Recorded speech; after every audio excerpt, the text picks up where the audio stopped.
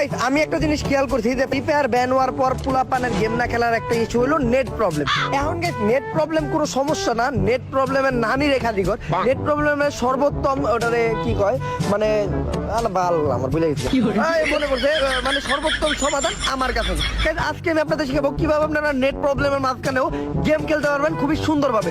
তো গাইস এই দেখেন আমার নেট প্রবলেম আছে মোটামুটি 293 পাই। এখন আমি কি করবো, নামবো ভিতরে যাবো, ভিতরে রিল্যাক্সে লুট করতে হবে, লুটের থেকে আস্তে আস্তে চাপ দিতে হবে, চাপ দিলে উঠবো না, তারপর আপনাদের উঠাই দেবে, একটা ধৈর্য ধারণ করতে হবে। হ্যাঁ Guys, এর একটু পরে আমি যাইতে থাকি, একটু লুটটা করলে পর্যাপ্ত পরিমাণে একটা লুট দরকার।